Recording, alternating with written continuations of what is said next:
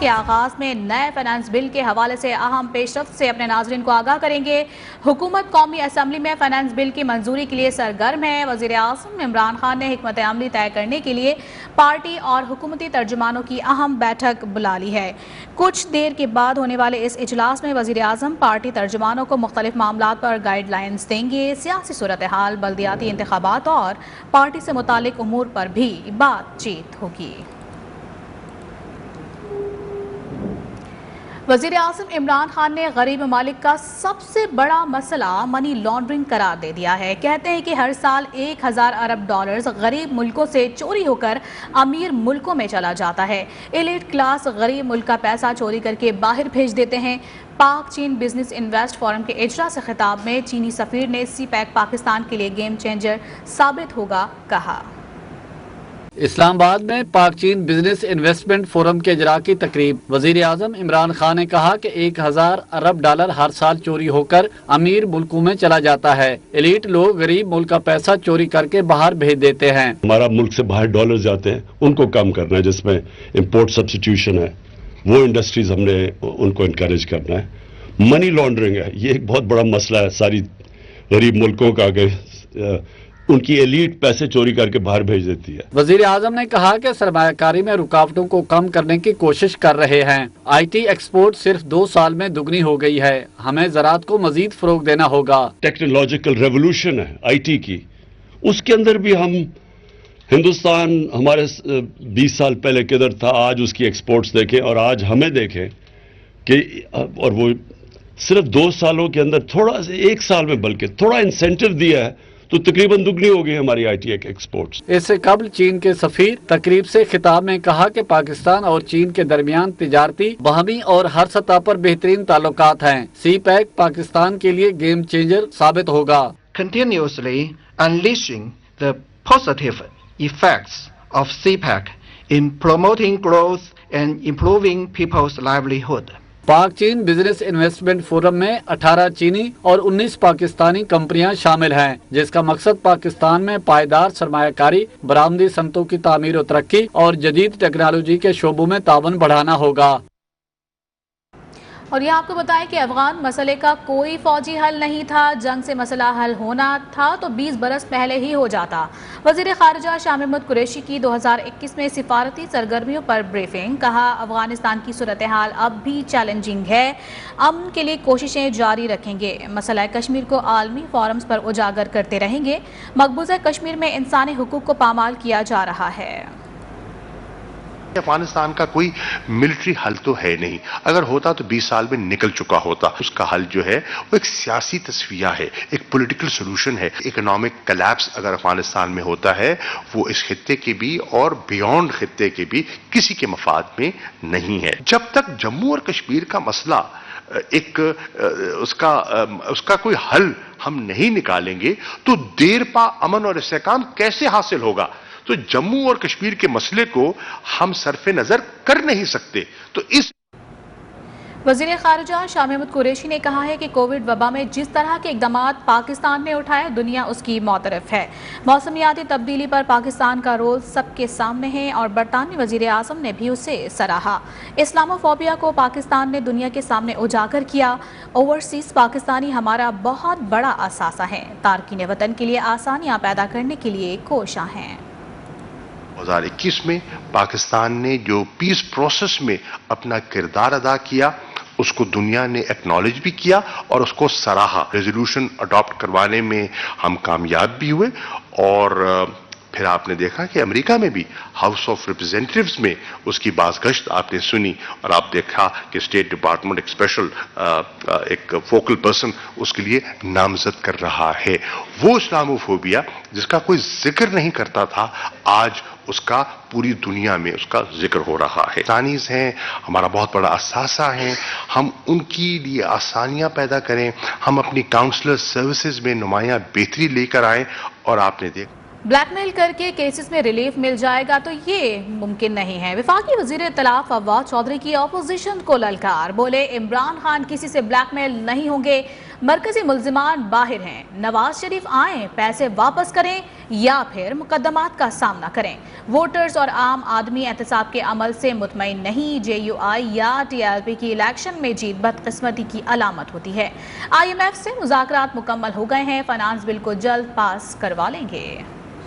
اگر آپ یہ کہیں گے کہ اس طرح سے کوئی بلیک میل ہوگا اور کیسز جو ہے ان میں ریلیف دے دیں گے، عمران خان دے دے گا یا پی ٹی آئی اس سے پیچھے ہٹ جائے گی، تو یہ تو نہیں ہونا۔ عمران خان پہلے بھی واضح کر چکے ہیں، بلکہ ہم پہ یہ تنقید ہے کہ ہم ابھی تک پیسے واپس نہیں لا سکے۔ مرکزی ملزمان ہیں، چونکہ وہ باہر ہیں تو لوگ عام آدمی اس پروسیس سے مطمئن نہیں ہے۔ اور میرے خیال میں جو یہ مولانا فضل الرحمان اگر جے یو آئی جیتتی ہے یا ٹی ایل پی جیتتی ہے، یہ بڑی بدقسمتی کی پاکستان میں باتیں ہیں۔ پاکستان میں ہم نے جو آئی ایم ایف سے جو ہمارے مذاکرات تھے وہ مکمل ہو گئے ہیں، اور اب ہم انشاءاللہ تعالی یہ وسط جنوری میں جو بل ہے، فائنانس بل ہے، اس کو ہم پاس کروانے جا رہے ہیں۔ مہنگائی میں ہم نے دیکھا ہے کہ جو کموڈٹی پرائسز ہیں وہ نیچے آنا شروع ہو گئی ہیں۔ یوم پاکستان پر مارچ کا اعلان کرنے والوں کو ہوش کے ناخن لینے چاہیے۔ وزیر داخلہ شیخ رشید احمد نے پی ڈی ایم کو ایک بار پھر متنبہ کر دیا۔ وزیر اعلیٰ پنجاب عثمان بزدار سے ملاقات کے دوران شیخ رشید احمد نے کہا کہ قانون ہاتھ میں لینے کی کسی کو اجازت نہیں دی جا سکتی ہے۔ اپوزیشن ٹولے کے ہاتھ سے وقت کی ریت کی طرح نکلتا جا رہا ہے۔ اس موقع پر وزیر اعلیٰ عثمان بزدار بولے کہ سیاست میں رواداری، برداشت اور بھائی چارے کے قائل ہیں۔ ہماری حکومت نے سیاسی انتقام کی منفی سیاست کو ختم کیا۔ سندھ کے وزیر اطلاع سعید غنی نے بلدیاتی قانون پر وفاقی وزیر اسد عمر کی تنقید کو مسترد کر دیا۔ پریس کانفرنس میں کہا کہ اسد عمر کہہ رہے تھے لوکل گورنمنٹ قانون ملک کے لیے خطرہ ہے، جبکہ ماہرین کہہ رہے ہیں کہ پی ٹی آئی کا منی بجٹ ملک دشمن ہے۔ پی ٹی آئی نے بلدیاتی نمائندوں کو برطرف کر دیا اور الزامات ہم پر لگاتے ہیں۔ متنازع مردم شماری پی ٹی آئی نے خود کروائی۔ لوگوں کی زندگی انہوں نے اجیرن کر دی ہے، اور وہ لوکل گورنمنٹ کے قانون کو کہتے ہیں جی یہ جو ہے وہ ملک کے لیے خطرہ ہے۔ پورے کا پورا سینسس جو متنازع سینسس تھا اس کو پی ٹی آئی کی حکومت نے خود کروایا۔ یہ ان کا جھوٹ ہے اسد عمر صاحب کا۔ 20 ارب روپے کی گندم جو ہے وہ غائب ہو گئی۔ ہم پہلے بھی بتا چکے ہیں کہ یہ گندم غائب نہیں ہوئی۔ طریقہ کار یہ رہا ہے کہ مختلف جو فلور ملز ہوتی ہیں ان کو فوڈ ڈپارٹمنٹ کریڈٹ پر جو ہے یہ گندم فراہم کرتا ہے۔ پی ٹی آئی کو اور ایم کیو ایم کو یہ یقین ہے کہ اب اگر 2-4 مہینے میں بلدیاتی الیکشن سندھ میں ہوتے ہیں تو ان کا حشر جو پی ٹی آئی کا حشر ہوا ہے کے پی کے میں، اس سے برا حشر یہاں ہونا ہے۔ اور یہاں آپ کو بتائیں کہ سندھ حکومت نے قومی صحت کارڈ کو وفاقی حکومت کا فراڈ قرار دے دیا ہے۔ ترجمان سندھ حکومت مرتضی وہاب نے کہا کہ پنجاب، خیبر پختونخوا سمیت دیگر علاقوں سے لوگ سندھ آ کر علاج کروا رہے ہیں۔ صحت کارڈ کا مطلب ہے اب سرکار کچھ نہیں کر سکتی۔ اگر دودھ کی نہریں بہانے والی کے پی حکومت کچھ کرتی تو علاج کے لیے لوگ کراچی کیوں آتے؟ وفاقی حکومت پاکستان تحریک انصاف کی جو کہ 8 سال سے خیبر پختونخوا میں اقتدار میں ہے، جو کہتی ہے کہ انہوں نے دودھ و شہد کی ندیاں بہا دی ہیں خیبر پختونخوا میں، اور اب پنجاب اور بلوچستان میں بھی وہ اسی طرح کی چیزیں کر رہے ہیں۔ میں سمجھتا ہوں کہ صحت کارڈ بھی ایک بہت بڑا سکیم ہے جو کہ پی ٹی آئی کی جانب سے سٹارٹ کیا جا رہا ہے۔ میں آپ کو بتاؤں گا کہ سندھ صحت کارڈ کیوں ایشو نہیں کر رہا، اور اس کی وجہ یہ ہے کہ سندھ نے اپنے ہیلتھ کے نظام کو، سرکاری اسپتال کے نظام کو بہتر بنایا۔ جماعت اسلامی کراچی نے بلدیاتی ایکٹ کو سندھ ہائی کورٹ میں چیلنج کر دیا ہے۔ درخواست گزار حافظ نعیم الرحمان کے مطابق سندھ حکومت کی جانب سے 11 دسمبر 2021 کو پاس کیا گیا نیا بلدیاتی ایکٹ غیر قانونی ہے۔ نیا بلدیاتی ایکٹ آئین کے آرٹیکل 140A کی خلاف ورزی ہے۔ سندھ حکومت کو نئے بلدیاتی ایکٹ پر عمل درآمد کرنے سے روکا جائے۔ لوکل گورنمنٹ میں تمام اختیارات مقامی نمائندوں کو حاصل ہوتے ہیں۔ पीपल्स पार्टी ने कराची के तमाम इदारों को अपने कब्जे में ले लिया है। अमीर जमात इस्लामी कराची हाफिज नईमुर रहमान की सिंध हुकूमत पर कड़ी तनकीद। कहा, ये मालियाती और इंतजामी इख्तियारात खुद लेना चाहते हैं। सिंध लोकल गवर्नमेंट एक्ट आइन से मुतसादिम है। कोई आइन से मुतसादिम कानून साजी नहीं कर सकता। शहर के मसाइल हल करना बल्दियाती हुकूमत का काम है। एक्ट आइन से मुतसादिम है, उसके बरखिलाफ है और आइन की आर्टिकल 140A की खुली खिलाफ वर्जी है। और पाकिस्तान की किसी असम्बली को भी इस बात की इजाज़त नहीं है, चाहे वो कौमी असम्बली हो या सूबाई असम्बली, कि जो आइन की बराह रास्त दफात की खिलाफ वर्जी करते हुए कोई कानून पास करे। इस एक्ट में जो कुछ बच गया था 2013 से, वो भी पीपल्स पार्टी ने हड़प कर लिया और कराची के तमाम इदारों को तकरीबन अपने कब्जे में ले लिया है। सिंध हुकूमत के नए बल्दियाती कानून के खिलाफ जमात इस्लामी सरापा एहतजाज है। सिंध असम्बली के सामने धरना चौथे रोज भी जारी रहा। बल्दियाती एक्ट से मुतालिक मुतालबात तस्लीम होने तक एहतजाज जारी रखने का ऐलान किया गया है। सिंध के नए बल्दियाती कानून के खिलाफ अपोजिशन सरापा एहतजाज, जमात इस्लामी का धरना जारी। जमात इस्लामी के सैकड़ों कारकुनान के सिंध असेंबली के बाहर डेरे बल्दियाती कानून के खिलाफ नारे लगाते रहे।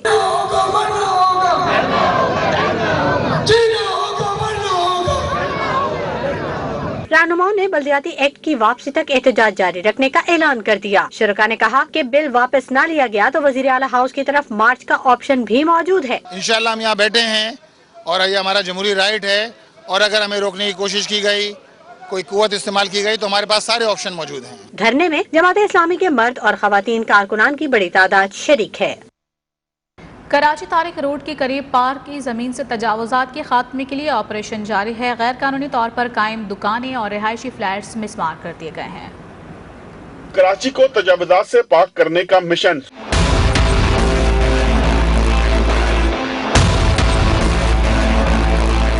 सुप्रीम कोर्ट के अहकामात पर तारिक रोड दिलकशा पार्क में रात गए कार्रवाई की गई। इंक्रोचमेंट टीम ने पार्क की जमीन पर गैर कानूनी तौर पर कायम रिहायशी फ्लैट दुकानें मिसमार कर दी। अहले इलाका कहना है कि ये जमीन पार्क की है, लेकिन यहाँ कई अरसे से इमारतें मौजूद थी। ये यहाँ छोटी सी पार्क थी, इसमें कोई शक नहीं, लेकिन उस वक्त वहाँ जो नमाज हो रही थी, सही है, उस वक्त भी नमाज हो रही थी, लेकिन जो मदीना मस्जिद जो बनी है, जब ये सब गवर्नमेंट के मतलब उसमें बनी है। यहाँ पर तो मदरसा बना हुआ था बीच में, उस तरफ पे प्लेट थी, ऊपर नीचे दुकानें थे, इस तरफ भी दुकानें थी। एंटी इंक्रोचमेंट हुक्काम के मुताबिक दिलकशा पार्क में गैर कानूनी तौर पर 10 दुकानें कायम थी, जिनका अदालती अहकामात पर सफाया कर दिया गया है।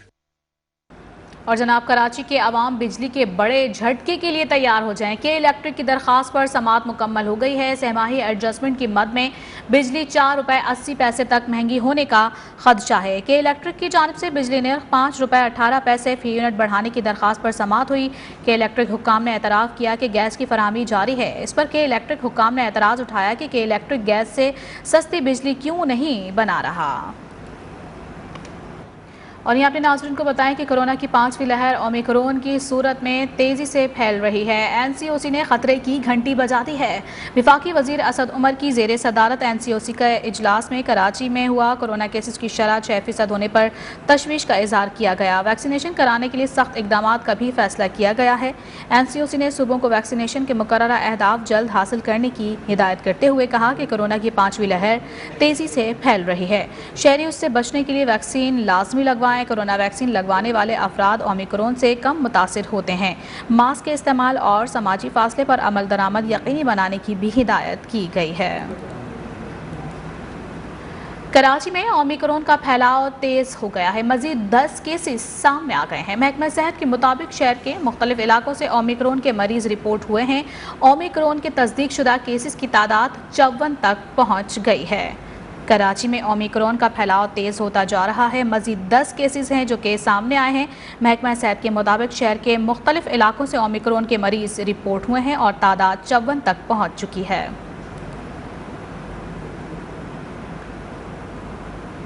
आपको बताएं कि कराची में भी ओमिक्रॉन तेज़ी से फैलने लगा है और केसेस की बात की जाए तो केसेस 10 हो गए हैं। महकमा सेहत का ये बताना है कि शहर के मुख्तलिफ इलाकों से ओमिक्रॉन के मरीज रिपोर्ट हुए हैं, जिनकी तादाद अब 54 हो चुकी है। वज़ीर आला सिंध की ज़ेर सदारत कोरोना टास्क फोर्स का इजलास। सैयद मुराद अली शाह ने कोरोना केसेस बढ़ने पर तशवीश का इजहार कर दिया है। इजलास में सेहत हुकाम ने बताया कि दिसंबर में ओमिक्रॉन के 351 टेस्ट किए गए, उनमें से 175 मुस्बत आए हैं।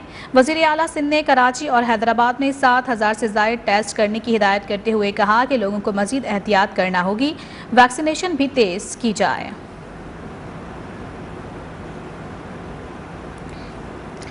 ओमिक्रॉन से बचाव के लिए वैक्सीन की बूस्टर डोज लगाने का आगाज हो चुका है। मुल्क भर में 30 साल से ज़ायद उम्र के अफराद को बूस्टर डोज लगाई जा रही है। NCOC के मुताबिक बूस्टर डोज उन लोगों को लगाई जा रही है जिन्होंने वैक्सीन की आखिरी खुराक 6 माह पहले लगवाई। NCOC ने जोर दिया है कि ओमिक्रॉन के बढ़ते हुए खतरात के बायस SOPs पर सख्ती से अमल किया जाए, मास्क पहने और समाजी फासला यकीनी बनाएं। इलेक्शन कमीशन ने 2023 के आम इंतखाबात की तैयारियों का आगाज़ कर दिया है। आम इंतखाबात के लिए अमले को मरहलावार तरबियत देने का फैसला किया गया है। ज़राए के मुताबिक पहले मरहले में मास्टर्स ट्रेनर को 21 से 25 जनवरी तक तरबियत दी जाएगी। इलेक्शन कमीशन ख़वातीन अफसरान और अमले की इस्तेदाद कार बढ़ाने के लिए भी मुतहर्रिक है। मास्टर ट्रेनर्स ट्रेनिंग के बाद मुल्क भर में ख़वातीन अफसरान और अमले को मरहलावार तरबियत देंगे। अफसरान की ट्रेनिंग डिवीजन्स और ज़िला सतह पर करवाई जाएगी।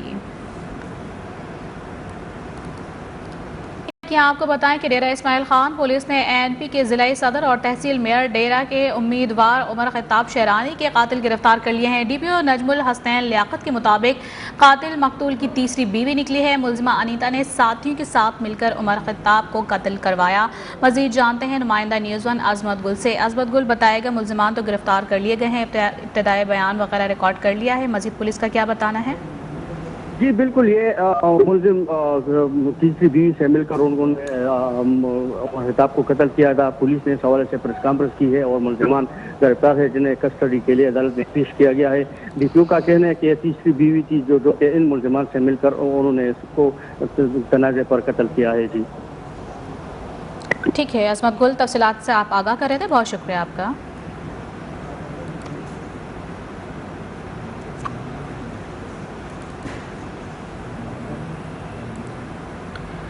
पाकिस्तानी निजात अमरीकी खातून वजीहा सवाती कत्ल केस में अदालत ने मुश्तबा मुलजिम कमर अली शाह को मुकदमे से डिस्चार्ज कर दिया है। आपको बताएं कि एडिशनल सेशन जज रावलपिंडी की अदालत में वजीहा कत्ल केस में मशकूक मुलजिम कमर अली शाह की दरख्वास्त जमानत पर समाअत हुई। तफ्तीशी ऑफिसर ने अदालत को बताया कि मुकदमे में मरकजी मुलजिम समेत तमाम सहूलतकार मुलजिमान गिरफ्तार हो चुके हैं। मशकूक मुलजिम कमर अली अब पुलिस को तफ्तीश के लिए मतलूब है।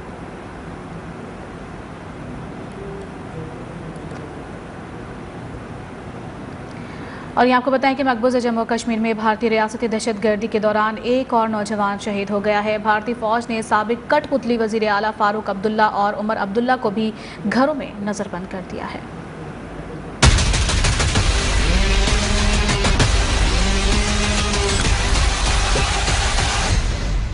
मकबूजा कश्मीर के इलाके अरीना में भारतीय फौज की रियासती दहशतगर्दी फायरिंग से एक नौजवान शहीद हो गया। दूसरी जानिब काबिज फौज ने माजी में भारत का साथ देने वाले कश्मीरी रहनुमाओं को भी निशाने पर रख लिया। साबिक कठपुतली वजीर आला फारूक अब्दुल्ला और उमर अब्दुल्ला को भी घरों में नजरबंद कर दिया गया। नेशनल कॉन्फ्रेंस के 5 दीगर रहनुमाओं को भी भारतीय फौज ने घरों में 1 जनवरी से नजरबंद कर रखा है। मरकजी क़यादत की नजरबंदी के खिलाफ नेशनल कॉन्फ्रेंस के कारकुनान ने राजौरी में एहतजाजी मार्च किया।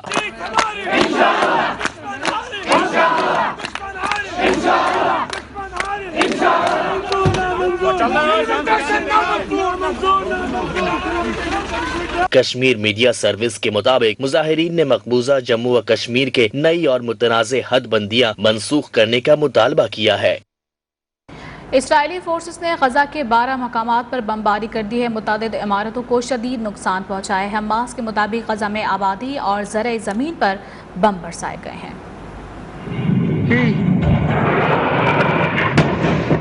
सहूनी फौज ने गजा पर एक बार फिर अंधाधुंध बम बरसा दिए। गैर मुल्की मीडिया के मुताबिक जनूबी गजा के 12 मकामात पर इसराइली फोर्सेस ने बमबारी की, जिससे मुतादिद इमारतों को नुकसान पहुंचा। ताहम किसी जानी नुकसान की इतला नहीं मिली।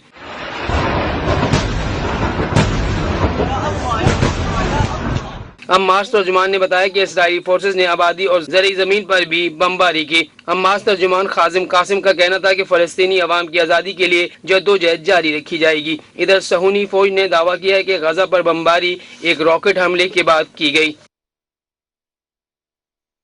ایرانی جنرل قاسم سلیمانی کی دوسری برسی پر عراق میں ہزاروں افراد سڑکوں پر نکل آئے۔ امریکی افواج کے مکمل انخلا کا مطالبہ کیا جا رہا ہے۔ ایرانی جنرل قاسم سلیمانی کی دوسری برسی عراقی عوام کی جانب سے بھرپور خراج عقیدت پیش کیا گیا۔ دارالحکومت میں ہزاروں افراد جنرل قاسم سلیمانی کی تصاویر اٹھائے سڑکوں پر نکل آئے۔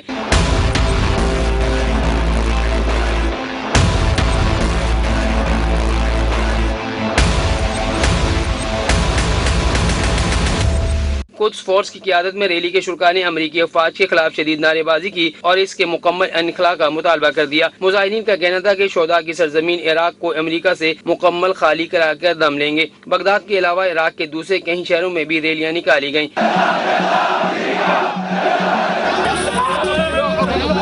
امریکی فوج نے 3 جنوری 2020 کو ڈرون حملے میں دمشق سے بغداد جاتے ہوئے جنرل قاسم سلیمانی کو نشانہ بنایا تھا۔ یمن میں حوثی باغیوں نے کارگو شپ ہائی جیک کر لیا ہے۔ عرب میڈیا کے مطابق کارگو شپ متحدہ عرب امارات کا ہے جسے یمنی ساحلی شہر حدیدہ کے قریب سے ہائی جیک کیا گیا ہے۔ سعودی اتحادی افواج نے بھی کارگو شپ ہائی جیک ہونے کی تصدیق کر دی ہے، تاہم شپ پر موجود عملے کے حوالے سے کوئی تفصیلات سامنے نہیں آ سکی ہیں۔ دانت بجنے لگے، خون جمنے لگا، ملک بھر میں جاڑا زور دکھانے لگا۔ آزاد کشمیر گلگت بلتستان خیبر پختونخوا میں بارش اور پہاڑ پر برف باری، نظام زندگی منجمد ہو گئے۔ جھیل، دریا، ندی، نالے سب کچھ جم گیا۔ کوئٹہ اور کلات میں بارش کے بعد پارہ 0 تک گر گیا۔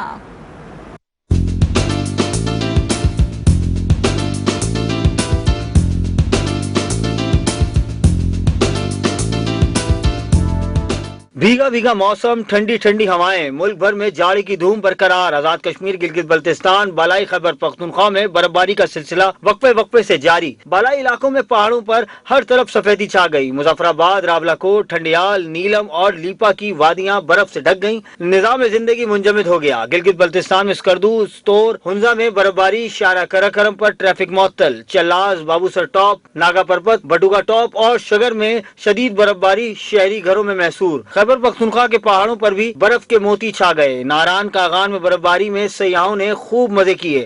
چترال، دیر، سوات اور مالم جبہ میں سیاحوں کا رش لگ گیا۔ ملکہ کوہسار کا حسن بھی برفباری سے مزید نکھر گیا۔ ایوبیا، نتھیا گلی کے پہاڑوں پر ہر طرف برفباری۔ ادھر کوئٹہ اور گلگت میں بارش سے پارہ نقطہ انجماد سے نیچے آ گیا۔ زیارت گلیات، چمن، قلعہ عبداللہ، قلعہ سیف اللہ سمیت بلوچستان کے پہاڑوں پر برفباری کا امکان ہے۔ محکمہ موسمیات نے اسلام آباد، راولپنڈی سمیت ملک کے بالائی علاقوں میں مزید بارشوں اور پہاڑوں پر برفباری کی پیشگوئی کی ہے۔ اور کراچی والے ہو جائیں تیار، کل سے شہر میں بارش کا ایک اور اسپیل رنگ جمائے گا۔ محکمہ موسمیات کا کہنا ہے کہ کل سے کراچی سمیت سندھ بھر میں گرج چمک کے ساتھ بارش کا امکان ہے۔ شہر میں مغربی ہواؤں نے ڈیرے ڈال لیے ہیں۔ برسات کا سلسلہ جمعہ تک وقفے سے جاری رہے گا۔ بارش کے باعث سردی کی شدت میں مزید اضافہ ہو جائے گا۔ محکمہ موسمیات کے مطابق کراچی کا کم سے کم درجہ حرارت 15 سینٹی گریڈ ریکارڈ کیا گیا ہے۔ شہر میں سورج کی آنکھ مچولی کا سلسلہ بھی جاری ہے۔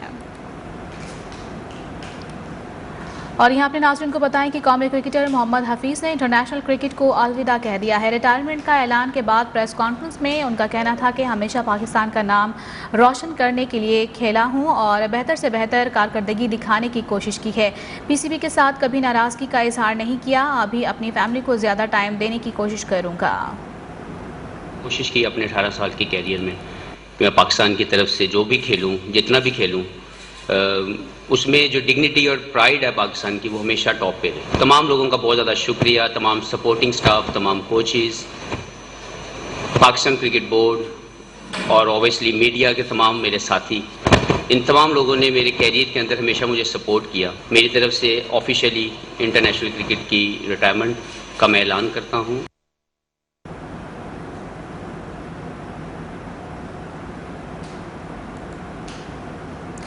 اور پروفیسر کے لقب سے مشہور قومی آل راؤنڈر محمد حفیظ نے کیریئر میں 55 ٹیسٹ، 218 ون ڈے اور 119 ٹی20 کی۔ وہ تینوں فارمیٹس میں قومی ٹیم کی قیادت بھی کر چکے ہیں۔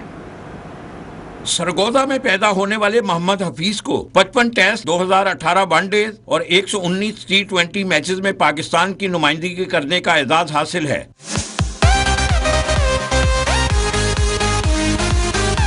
टेस्ट मैचेस में मोहम्मद हफीज ने 3,652, वनडे में 6,614 और T20 में 2,514 रन बनाने का एजाज हासिल है।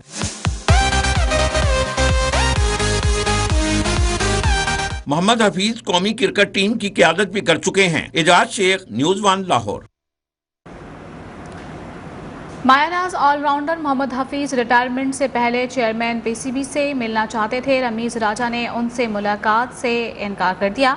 न्यूज़ 1 रिटायरमेंट की अंदरूनी कहानी सामने लेकर आ गया है। मोहम्मद हफीज ने रुखसत होने से पहले जुमे को चेयरमैन पीसीबी रमीज राजा से मुलाकात करना चाहिए और अपने फैसले से उनको वो आगाह भी करने चाहते थे, और लेकिन इससे पहले कि उनकी मुलाकात होती, चेयरमैन पीसीबी रमीज राजा ने उनसे मुलाकात से इनकार कर दिया।